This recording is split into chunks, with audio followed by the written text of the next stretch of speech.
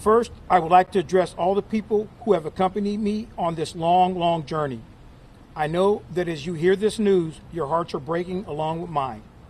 In the last year, I had to come to a place of accepting that Michaela was probably no longer alive. But somehow, that acceptance was far more wrapped up in the idea of Michaela sitting on a fluffy pink cloud, walking streets of gold, dancing on grassy hills, soaring among the stars. What I did not envision was my daughter as a dead child. It was only when I heard this news that this vision of reality appeared, and I honestly have not figured out what to do with it.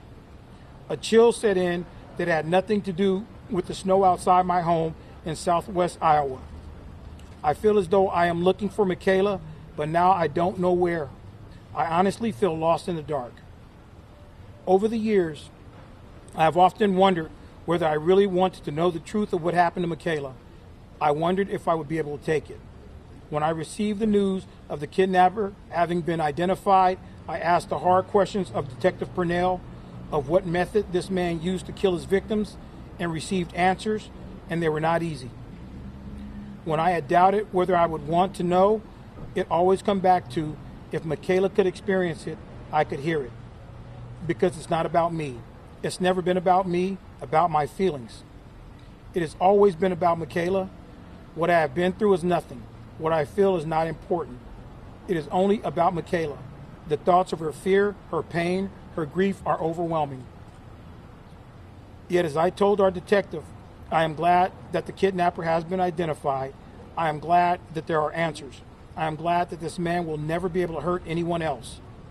I also want to thank all the men and women of the Hayward Police Department who have worked so hard on Michaela's case for all these years, and those who have propped me up in some of the hardest parts. I was disappointed when those who worked on the case at the time of the Garrido investigation rotated out or retired. But when Detective Robert Purnell took over the case, each of them assured me that I would not ask for a better investigator. It seems they were right. Never would I have thought that this case would be solved after 32 years. Nor was it solved by a witness providing information. It was solved by painstaking police work. My thanks also to the Fremont Police Department for remembering Michaela and bringing Hayward into their own case. In this, I see the better angels of the investigative process, where beyond cases there are human beings. I remember visiting Hayward PD a while into the investigation and seeing the rows of filing cabinets filled with information on Michaela's case.